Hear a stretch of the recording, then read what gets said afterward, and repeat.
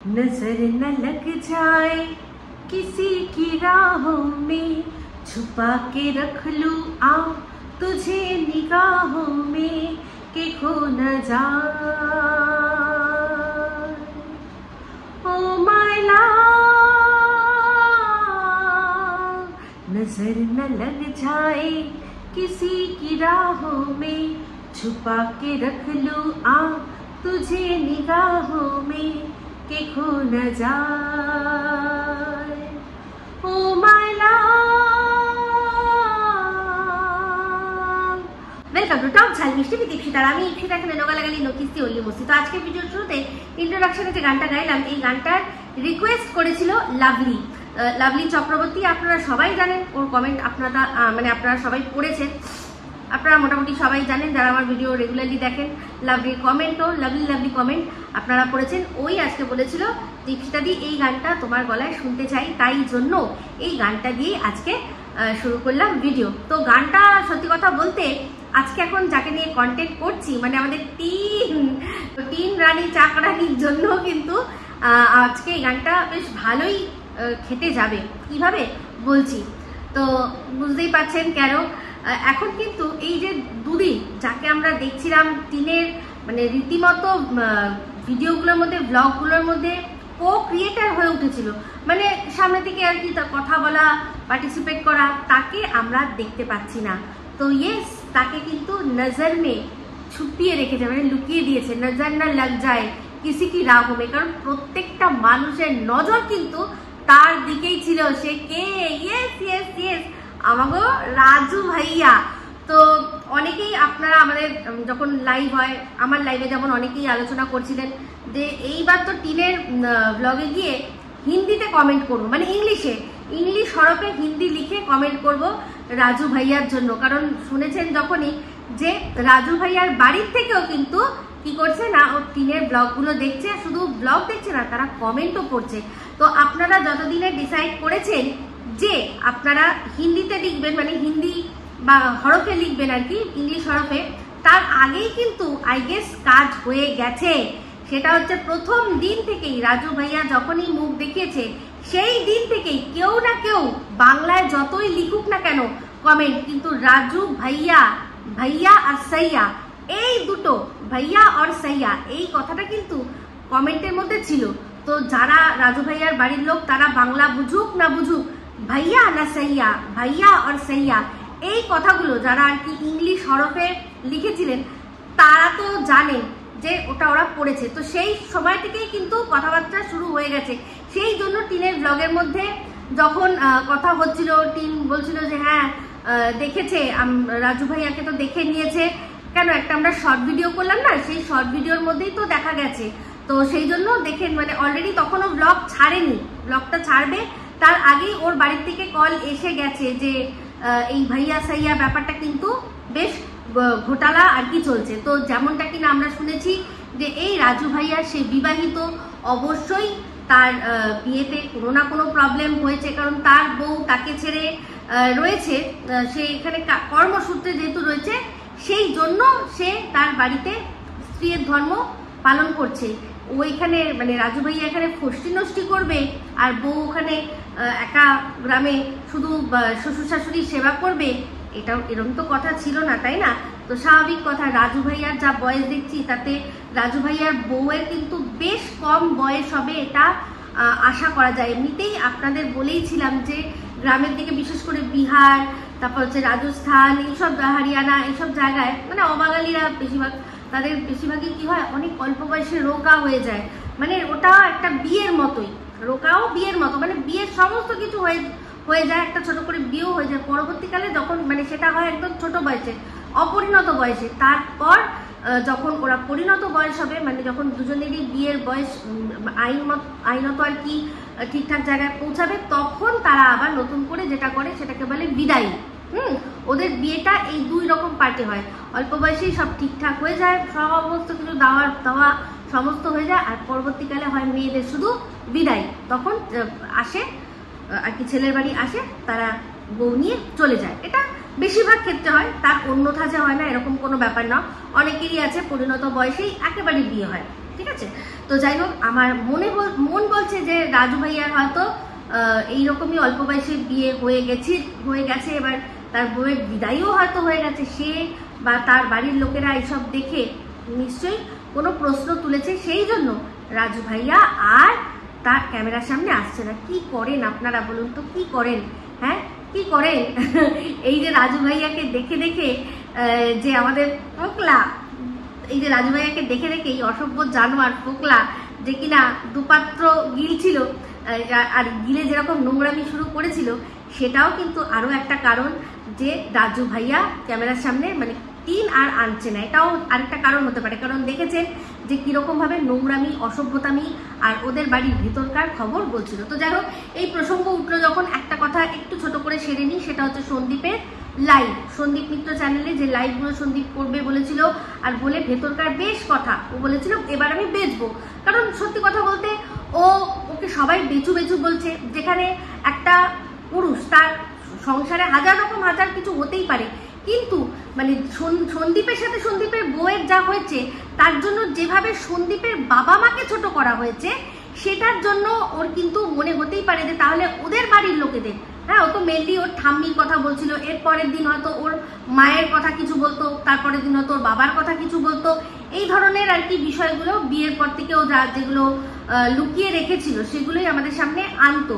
কিন্তু সেক্ষেত্রে সেটা আমি তো বললাম যে সেটাতে আমি সমর্থন অবশ্যই করব, কারণ হচ্ছে গিয়ে যাদের জন্য সন্দীপের সংসারটা জুড়ে যাওয়ার মতো অবস্থা এসেও জুড়লো না, তাদের এই আসল রূপগুলো আমাদের সামনে আনা সন্দীপের দরকার ছিল। কিন্তু প্রচুর মানুষ সহ সন্দীপের লিগাল টিমের হেড সঙ্গীতা ম্যাডাম, শুধু ম্যাডাম হিসাবে নয়, আই গেস একজন বড় দিদি হিসাবেও সন্দীপকে এটাই বলেছে যে যা হয়ে গেছে আর দরকার নেই।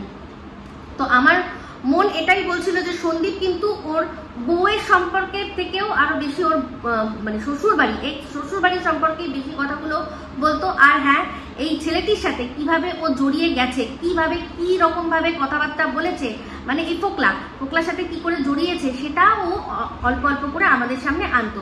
তো সেক্ষেত্রে অনেক দর্শকরাই ওকে বারণ করেছে যে এটার দরকার নেই, ম্যাডামও বার করেছেন এটা দরকার নেই। সেই জন্য হয়তো সন্দীপ সবার কথা শুনে, সবার ওপিনিয়ন শুনে হয়তো ও এখন ওটাকে স্থগিত রেখেছে। আমি জানি না যদি স্থগিত রেখেও থাকে, মানে ওর যেটা লেটেস্ট লাইভ দেখলাম সেখানে তো সেরকম কিছুই শুনলাম না, শুধুমাত্র ওকে যারা নেগেটিভ ভাবে কমেন্ট করে আর এটাই মনে করে যে সন্দীপের তরফ থেকে তারা কোনো কথা শুনতে চায় না, মানে দেশের কারেন্ট কি ইস্যু হচ্ছে সেটা সম্পর্কে ও একটা ব্লগার হিসাবে কোনো মতামত দিলে সেখানে গিয়ে সবাই বলে তোর কাছ থেকে শুনতে চাই না, তুই কোনো নিউজ চ্যানেল নয়। কিন্তু এটা কত বোকা বিষয় না, একটা ব্লগার সে তো তার কাজই হচ্ছে তার ক্যারেক্টারটা ফুটিয়ে তুলবে কিভাবে, কোনো ঘটনার যেটা ঘটেছে তার সম্পর্কে যা মতামত আমাদের কাছে রাখবে, সেখান থেকেই তো একটা ব্লগারকে আমরা ডিফাইন করতে পারবো।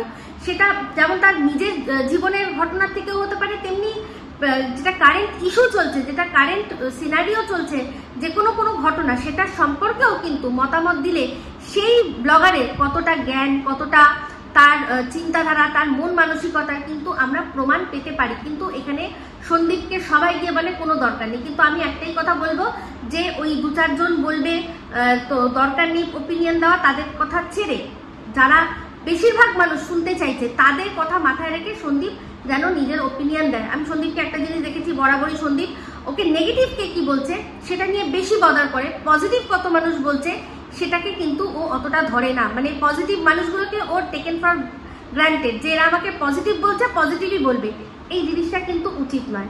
আমি বরাবরই বলেছি সন্দীপকে যে নেগেটিভ মানুষগুলোকে একদম ইগনোর করো, তারা কি বলছে মানে বইই গেছে, তুমি তোমাকে নিয়ে পজিটিভ যারা বলছে তাদের অ্যাপ্রিসিয়েট করো, যে হ্যাঁ আমি ওপিনিয়নটা দিয়েছিলাম, আপনারা আমাকে অনেক অ্যাপ্রিসিয়েট করেছেন, আমি আবারও এরকম মানে এই দুর্ঘটনা কেন আমাদের দেশের বা পৃথিবীতে কোথাও এমন কোনো ঘটনা যেটা নিয়ে আমার মনে হয় আমার ওপিনিয়ন রাখা দরকার, নিশ্চয়ই আমি রাখবো, এটা দৃঢ় কণ্ঠে বলা দরকার ছিল। তো যাই হোক, এবার হচ্ছে গিয়ে তো যাই হোক সন্দীপ বলবে কি বলবে না পরের কথা, কিন্তু আমি একটা কথা বলি, এই যে 2 টাকার মদ গিলে, 2 টাকা হোক বা ফ্রিতে মদ গিলে হোক, এই ফোকলা যে কদিন আগে এসে সোনা বাবার মায়ের সম্পর্কে এত কথা বললো। আপনারা যারা সন্দীপকে আটকাচ্ছেন একটাই ইস্যু দেখাচ্ছেন যে ছেলেটার ভবিষ্যৎ কি হবে, ছেলেটা বড় হয়ে এইগুলো শুনবে, ছেলেটার কি হবে।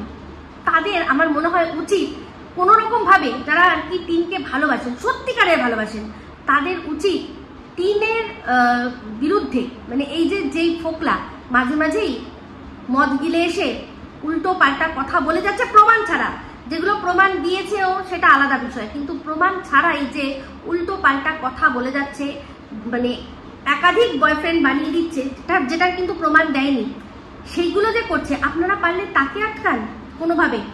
আজকে সন্দীপ শুধু বলল টিনের সম্পর্কে, সেগুলো রয়ে গেল এরকম তো নয়, ফোকলা যে কথাগুলো বলবে সেগুলোও কিন্তু রয়ে যাবে।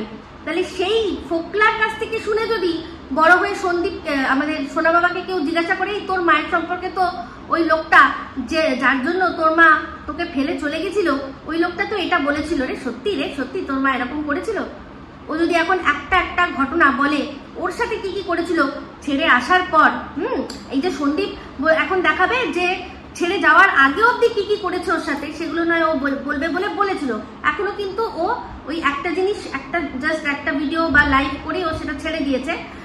কিন্তু এখন যদি এই ফোকলা যেভাবে টিনকে রীতিমতো ছোট করলো, সেখানে মনিটাইজেশন অন করেনি বলেই যে টিনের গায়ে আর কি কাদা লাগলো না এরকম ব্যাপার না, বেচলো না বলেই যে গায়ে কাদা লাগলো না এরকম কোনো ব্যাপার নয়। তো কাদাটা কিন্তু গায়ে লেগে গেল, সেখান থেকে ও ইনকাম করুক আর না করুক, ও তো প্রতিহিংসা নিচ্ছে। তো সেক্ষেত্রে প্রতিহিংসা পরায়ণ হয়ে টিনকে ছোট করছে, তাকে আপনারা আটকাতে পারছেন না, উল্টে সেখানে যাচ্ছেন, গিয়ে দেখছেন, সেটাকে অ্যাপ্রিসিয়েট করছেন, সেটা চলতে পারে। কিন্তু সন্দীপ যেটা ওর ঘটনা জীবনে ওর সাথে ঘটেছে সেটা বললেই আপনাদের আপত্তি, সেখান থেকে সন্দীপ ইনকাম করলে আপনাদের আপত্তি হয়ে যায়। আপনারা তো ওকে আটকাতে পারছেন না। যদি সত্যি আপনাদের এটাই মনে হয় যে এই যে জিনিসগুলো সামনে আসছে তাতে টিনের ভবিষ্যৎ আর টিনের ছেলের ভবিষ্যৎ অন্ধকারে যাবে, তাহলে তো আপনাদের সবার আগে উচিত ছিল এই ফোকলাকে আটকানোর, এই ফোকলাকে আটকানোর উচিত ছিল। আপনারা কি আটকাতে পারছেন? সেগুলো তো মাঝে মাঝেই আসবে, ও বলবে, বলে আবার ডিলিট করে দেবে, কিন্তু মানুষের মুখে মুখে সেই কথাগুলো রয়ে যাবে। সেই কথার থেকেই কোনো কথা যদি সোনা বাবাকে বলা হয়, তখন শুধু সন্দীপ না বললেই হয়ে গেল। এই জিনিসটা আমার কাছে দ্বিচারিতাই লাগে। তো যাই হোক, সন্দীপ যাই করবে, যেটাই করবে বুঝে করবে, অবশ্যই যেটা করবে সেটার সাথে আর কি যদি সাপোর্ট করার মতো হয় নিশ্চয়ই করবো। আমি তো বলছি যে এটা বলেইছিলাম যে হ্যাঁ, ও যদি যা ওর সাথে পূর্ব ঘটনা ঘটেছে সেটা যতক্ষণ না ওর ডিভোর্স হচ্ছে ততক্ষণ যদি ও বলে, সেগুলো থেকে যদি ও আর্ন করে, আমার তাতে কোনো আপত্তি নেই, কারণ জিনিসগুলো সে ঝেলেছে, তার জীবনে এটা হয়েছে। তাহলে সেক্ষেত্রে যদি দুটো পয়সা ওখান থেকে ও ইনকাম করে, করতেই পারে। কারণ দেখেছেন এখন যে সুন্দর পরিষ্কার ব্লগ দিয়ে মানুষ কিছু করতে পারছে না, যেখানেই নোংরামি কেচ্ছা সেখানেই মানুষ দৌড়ে গিয়ে দেখছে। তো ও তো একাধারে ভালো ভালো ব্লগ দিচ্ছে, আর ও মাঝে মাঝে এরকম একটা ভিডিও, একটাই মাত্র দিয়েছে ভিডিও। তাহলে সেখানে যেখানে এই ধরনের কথা আগে কি ঘটে গেছে অতীতে, সেগুলো দেখার জন্য তো মানুষ হুমড়ি খেয়ে পড়েছে। তাহলে সেই মানুষগুলোই কেন সন্দীপের ডেলি ব্লগ দেখে না? কেন দেখে না? সেই ওর ডেলি ব্লগের মধ্যে অভাব তো কিচ্ছু নেই, কোনো অভাব নেই, সব কিছু রয়েছে, শুধু নেই কি নোংরামি। ওই নোংরামিটার সন্ধানেই মানুষ এখন ইউটিউবে আসে। তো যাই হোক, যেটা বলছিলাম, সন্দীপের প্রসঙ্গটা গেল, এবার আসি টিনের প্রসঙ্গ। তো আপনারা আর এই ফোকলা দুজনে মিলে রাজু ভাইয়াকে একেবারে দেখানো বন্ধ করে দিয়েছে। মানে রাজু ভাইয়াও আজকের ডেটে হয়ে গেছে কি গরিবের মিস্টার ইন্ডিয়া। গরিবের বলছি, ভিখারিদের নয়, ভিখারিদের মিস্টার ইন্ডিয়া। এই যে যার কোনো রকম কোনো মেরুদণ্ড ছিল না, এই ফোকলা, সে ছিল গরিব ভিখারিদের মিস্টার ইন্ডিয়া। টিনের পয়সায় খাবে বলে, টিনের পয়সায় এনজয় করবে বলে ওর পাশে পাশে পুরো একদম চোরের মতো কারোর চোখে না এসে চলে গেছে, ওখান থেকে ইনকাম করবে, মস্তি করবে। তো যাই হোক, আমাদের রাজু ভাইয়া এখন গরিবের মিস্টার ইন্ডিয়া হয়ে গেছে, আছে, কিন্তু তাকে দেখা যাচ্ছে না। এমন ট্রেনিং দিয়েছে টিন যে তার গলা পর্যন্ত শোনা যাচ্ছে না। টিন কিন্তু ঘুরতে গেছে আবারও হাওয়া মহল, হাওয়া হাওয়াই, একবার ভেবেছিলাম এই গানটা গাই। তো যাই হোক, সেখানে গেছে। তো আগের দিনই আপনাদের বলেছিলাম যে এই যে আমের ফোর্ট ঘুরতে নিয়ে গেছে, কাকে না ঠাম্মিকে, এই ঘোড়াই ঠাম্মির, ব্যাস। আর উনি হারগিজ কোনো প্যালেস, কোনো ফোর্টের নাম শুনলেই টুটুস করে পালিয়ে যাবে, উনি আর যাবে না। আর ইচ্ছা করে সেই জন্যই কিন্তু টিন এমন জায়গাতেই নিয়ে গেছে, রাজু ভাইয়াও এমন জায়গাতেই নিয়ে গেছে যে এমন তোমাকে ঘোরাবো একদিন তুমি আর জীবনে ঘোরার নাম করবে না। যেমন কিনা দেখেছেন আগের দিন রাত্রে, গত রাত্রে কি গেল না, টিন গেল বাজার করতে।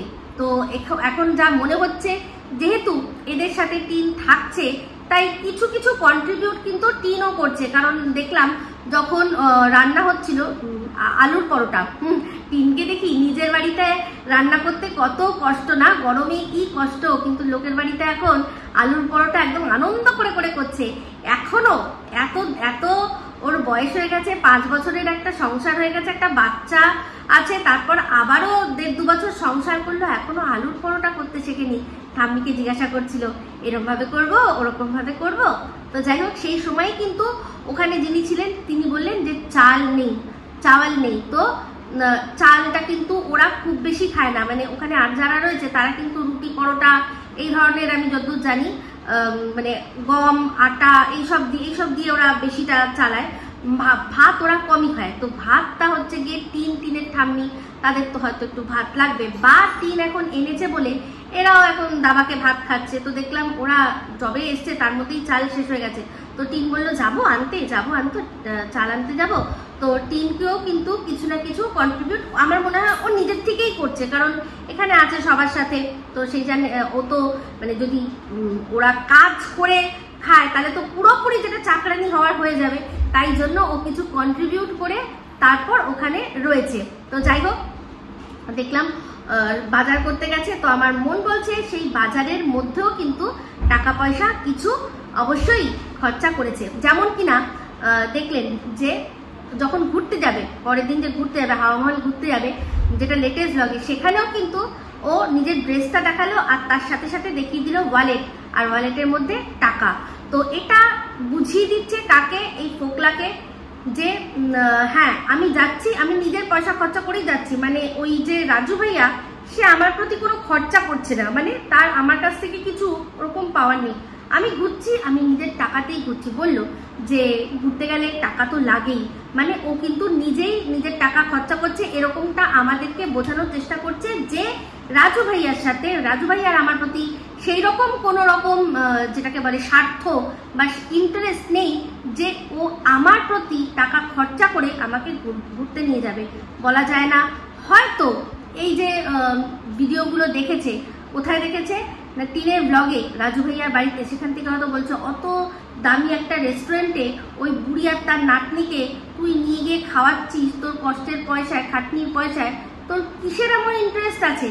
এই ধরনের কথাবার্তা হয়তো আলোচনা হয়েছে, মেবি, এটা অনুমান করে বলছি।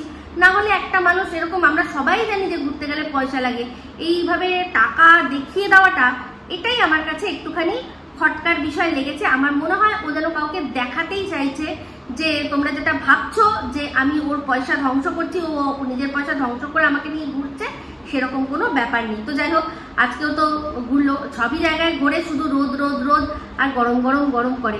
ভাবুন যে কিনা এই ওয়েস্ট বেঙ্গলের গরমেই এত তার অবস্থা খারাপ হয়ে গেছিল যে একটা বিয়ে বাড়িতে সবাই ড্রেস কোড হিসাবে শাড়ি পরেছে, সেখানেও সে শাড়ি না পরে অন্য জামা কাপড় পরেছিল, তার এখন রাজস্থানে ওই ফাটা রোদ্রে ঘুরতে হচ্ছে। কি অবস্থা না? তো একদম ট্যান হয়ে গেছে। দেখালো জুতো যেই অংশটুকু ঢাকা সেটা সাদা, আর তারপরের অংশটাতে পুরো ট্যান পড়ে রয়েছে। ওখানে প্রচুর রোদ, আর জানি আমাদের যেমন আমাদের এখানে ঘাম হয়, ওখানে ঘামটাও হয় না, খুব নাকি শুকনো রোদ, খুব শুকনো রোদ, মানে বাতাসে জলীয় বাষ্পর পরিমাণ খুবই কম। আমাদের এখানে যেমন বাতাসে জলীয় বাষ্পর পরিমাণ বেশি, সেই জন্য হিউমিড, আমাদের দেখবেন খুব ঘাম হয়, তাই না? তো যাই হোক, এই হচ্ছে ব্যাপার। ওর ভিডিও দেখে এটাই বুঝলাম। তো হাওয়া মহল ঘোরা হলো আজকে, বারবার একদম ওপর অবধি উঠছে, বারবার করে ওপরে উঠছে। প্রথমে বললো না উঠবো না, কিন্তু আমার মনে হয় ভিডিওর মধ্যে ও উপরে, অনেক ওপরে চড়াই করতে হবে, সেইটা দেখালো কাকে? ঠাম্মি যখন দেখবে তাতে যাতে বুঝতে পারে যে পর কোনোদিনও আবার কোথাও যাওয়ার জন্য তাল না তোলে যে আমিও যাবো তোদের সাথে। তো ঠাম্মি দেখে নিলে অনেক চড়াই উতরাই রয়েছে। তো টিন তারপর বললো যে এইখান থেকে আমরা ছুমন্তর হয়ে যাব। হ্যাঁ, একদম ছুমন্তর হয়ে যাবে। সেই জন্যই কিন্তু একটা বাহানা দিয়ে রাখলো কি না, মোবাইল মাঝে মাঝে কাজ করছে না, মোবাইল মানে হঠাৎ হঠাৎ করে পুরো বন্ধই হয়ে যাচ্ছে। সেটার জন্য কারণ দেখালো গরম। গরমের জন্য কারোর ফোন বন্ধ হয়ে যায় দেখেছেন কখনো? ওর ফোনটা গরম হয়ে যাচ্ছিল নাকি অন্য কিছু গরম হয়ে যাচ্ছিল, ও বললো যে পুরোপুরি মাঝে মাঝেই ফোন চলে যাচ্ছে। এটা তো হয়, মানুষের চার্জ যখন না থাকে তখন চার্জের অভাব হলে অনেক সময় ফোন বন্ধ হয়ে যায়। তো বক্তব্য এটাই যে এরপর মানে যাতে কোনো সময় হঠাৎ করে কিছুক্ষণে যদি ফোন বন্ধ হয়ে যদি ছু মন্তর বা লাপাতা হয়ে যায়, না লাপাতা যদি হয়ে যায়, তাহলে যাতে মানুষ এটা বোঝে যে না সেরকম কোনো ব্যাপার না, ফোনটা শুধু বন্ধ হয়েছে। ওরা যেখানে যাওয়ার তেমনি সেই পাবলিক প্লেসে সুন্দর করে ঘুরছে, হাওয়া খাচ্ছে। তো যাই হোক, হাওয়া মহল ঘুরে তারপর গেল যন্তর মন্তর। ভাই সাহাব একটু যন্তর মন্তরে ঠিকঠাক ভাবে কিছু বলতেও পারলো না, মানে বলবে কি করে? ওখানে একটা সূর্য ঘড়ি আছে, আমি অন্যান্য ব্লগে দেখেছি সূর্য ঘড়ি রয়েছে, সেখানে দাঁড়িয়ে আর কি ওই ছায়া দেখে টাইম বলে দেওয়া যায়। তারপর আরো অনেক অনেক জিনিস আছে যেগুলো কিনা সব সাইন্টিফিক, কিন্তু সায়েন্সের থেকে যার দূরকার কোনো সম্পর্কই নেই, সে আর ওইসব জায়গায় গেলেও মানে ওই বলে না কালা আকশার ভ্যাস বাড়াবার, ওর হয়েছে তাই কালা আকশার ভ্যাস বাড়াবার। যেখানেই যাচ্ছে এই যে এগুলো হিস্টোরিক্যাল জায়গা, সেখানকার সম্পর্কে একটু ছোট করে বলা, একটু ব্রিফ করে দেওয়া যে এটা এই জিনিস ওটা ওই জিনিস, সব কিন্তু লেখা আছে। আর শুধু তাই নয়, ওই যে গুগল একটা দেখালো না, গুগল না সরি কিউআর কোড দেখালো না, ওই কিউআর কোড স্ক্যান করলে সমস্ত ওখানকার সম্পর্কে যা আছে সমস্ত কিনা আর কি মোবাইলে চলে আসবে। কিন্তু আসবে তো মনে হয় ইংলিশে। তো ইংলিশ মানে ইংলিশ যে কিনা অ্যাভোকাডোকে অ্যাভোগাডো বলে, সে ওই ইংলিশ পড়ে আমাদেরকে বোঝাবে, ব্যাস যেটুকু আমরা শিখেছি সেটুকুও মনে হয় ভুলে যাব।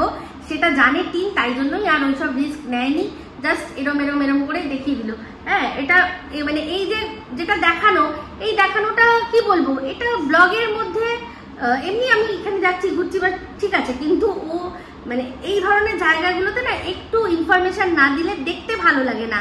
তো যাই হোক, যেটুকু হোক দেখলাম। আর একটা জিনিস ওর দেখলাম যে হাওয়া মহল থেকে আমের ফোর্ট থেকে হাওয়া মহল, আবার হাওয়া মহল থেকে রাস্তার থেকে এখানে এই যে জুমিং পাওয়ার, কতটা জুম করে দেখা যাচ্ছে, বা এই আমের ফোর্ট থেকে জলমহল, ওইটুকুই কিন্তু দেখানো। তাদের ওই জায়গাগুলো সম্পর্কে আর কিচ্ছু বলার কোনো ওর মানে কি বলবো কোনো ক্ষমতাই নেই। তো যাই হোক, বুঝতেই পারছি আরো প্রচুর ঘোরাঘুরি বাকি রয়েছে, একটার পর একটা শুধু ঘোরা চলছে।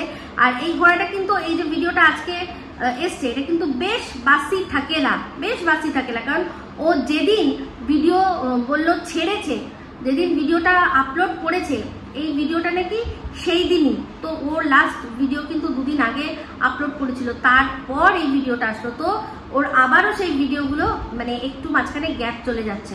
মাঝখানে একদিন ওই যে গ্যাপ নিয়েছিল না, যেদিন অনেক ঘুরলো আমের ফোট, সেই যে গ্যাপটা পড়েছে, তাতেই এখন আর মানে হিসাব লাগাতে আমাদের প্রবলেম যাতে হয় যে কোনটা কোন দিনের ঘটনা ও দেখাচ্ছে। তো যাই হোক, হঠাৎ করেই ব্লগটা শেষ হয়ে গেল। কোনো কিছু লেখার সাধারণত থাকে একটু যে টু বি কন্টিনিউড বা হ্যানা কিছু, সেসব কিছু লিখলো না। দেখা যাক কি হবে। তবে খুব খারাপ লাগছে যে এই যে রাজু ভাইয়ার কি সুন্দর আমরা ব্লগিংটা দেখছিলাম, সেই ব্লগিংটা কিন্তু আপনাদের জন্য ব্যাস আমরা দেখতে পারলাম না। কেন, কি দরকার ছিল রাজু ভাইয়া যে সাইয়া এটা লেখার? আগে হয়েছে, সাইয়া হতো, তারপর না হয় আপনারা বলতেন। ও শুনলাম অন্য একজন দিদি সাইয়া অলরেডি হয়ে রয়েছে, তো সেখানে বোনকে নিয়ে ঘুরতে যাচ্ছে। তো যাই হোক, স্কুটি করে এবার গেল, একটা মুহূর্ত দেখালো না। আর শুধু তাই নয়, দেখাটা নাও যেতে পারে, কিন্তু ও যে কথা বলছে পাশাপাশি কোনো কথাও, কোনো উত্তরও কিচ্ছু না, কোনো গলার সাউন্ডও শোনা যাচ্ছে না। তো এই যে একদম পারফেক্টলি গরিবের মিস্টার ইন্ডিয়া তৈরি করে নিয়েছে টিম। তো অবশ্যই সেই বিষয়টা চোখ থাকবে। দেখা যাক কতদিন এরকম গরিবের মিস্টার ইন্ডিয়া সেজে ঘুরতে থাকতে পারে। আরো তো প্রচুর জায়গায় যাওয়া রয়েছে, সেগুলো সব দেখবো। তো আমি টিনকে লাস্ট এই ভিডিও শেষ করে দেবো। তার আগে একটাই কথা বলতে চাই যে টিন, তুমি কি করতে চাইছো? তোমার মানে লাইফের গোলটা কি? তুমি এখন কি ঠিক মানে করবে বলে ঠিক করেছো? দেখো, বাচ্চা তুমি চাও না, সংসার তুমি করবে না, সেটা পরিষ্কার বোঝা যাচ্ছে। কারণ একবার বিয়ে হলো, সন্দীপ খারাপ মানছি, ওকে ছেড়ে দিয়ে চলে আসলে। তারপর আরেকবার বিয়ে করলে, সে তো মহা খারাপ, সেটা আমরা সবাই জানি। কিন্তু তারপর আবারও তোমার জীবনে আবারও একজন আসবে। এইরকম ভাবে বারবার চলতে থাকবে? কতদিন চলবে? তুমি নিজের লাইফ সম্পর্কে কি ঠিক করেছো? ডিভোর্স তুমি দিচ্ছ না, এরকম ভাবে ঝুলিয়ে রেখে দিয়েছো। কয়েকটা আর কি ওই সোনার জিনিস, সেই জিনিসগুলো দিয়ে দিলেই ডিভোর্সটা সুন্দরভাবে হয়ে যায়, হয়ে তুমি আবার নিজের লাইফটাকে অন্যরকম ভাবে ভাবতে পারো। সেরকম ধরনের কিছু করছো না। মিথ্যা কতগুলো মামলা করে রেখেছো, সেই মামলাগুলোর জন্য তোমার হয়তো এখনো টাকা পয়সা দিতে হয়, সেগুলো ধরেও তুমি মানে সেগুলোকেও বয়ে নিয়ে চলে যাচ্ছ, ডিভোর্সের কেসটাও বয়ে নিয়ে চলে যাচ্ছ। মানে এইগুলো করে তুমি কি করতে চাইছো? আমি শুধু জানতে চাই তুমি কি করতে চাইছো। তোমার দেখো, দর্শকদের প্রতি তোমার একটু তো দায়বদ্ধতা রয়েছে। তারা তোমাকে দেখছে বলে তো তুমি যা হোক দুটো টাকা ইনকাম করতে পারছো বা এতদূর তুমি আসতে পেরেছো। তাহলে সেই দর্শকগুলোর প্রতি কি তোমার একটুও কি তোমার মনে হয় না যে হ্যাঁ, দর্শকরা এতবার আমাকে প্রশ্ন করছে, সেই প্রশ্নগুলোর আমি একটু উত্তর দিই?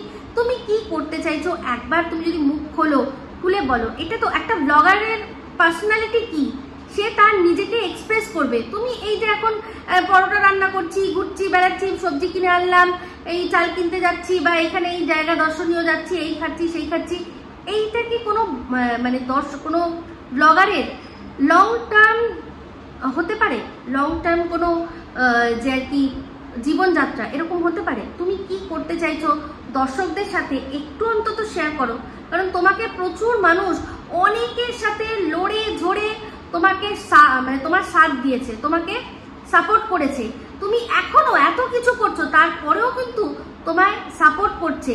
আমার মনে হয় যে তোমার কি এটা মনে হয় না যে তাদের প্রতি তোমার বিন্দুমাত্র একটু হলেও দায়বদ্ধতা রয়েছে তাদেরকে কিছু প্রশ্নের উত্তর দেওয়া? কারণ তারাও তো অন্যান্য জায়গায় তোমার সম্পর্কে যেখানে নেগেটিভ কথা বলা হয়, সেখান থেকে তারা তোমাকে নিয়ে খিল্লি করা দেখে, তোমাকে নিয়ে মানে ছোট বড় কথা বলতে দেখে।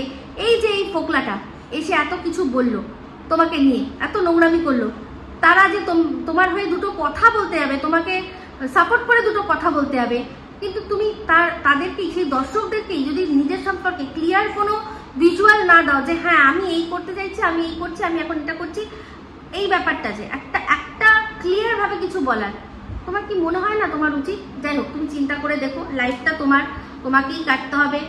মানে ভালো হলে ভালো তোমার হবে, মন্দ হলেও তোমাকেই ঝেলতে হবে। তো যাই হোক, এটাই বলবো যে যা করো, যেটা করো, মানে কংক্রিট করো।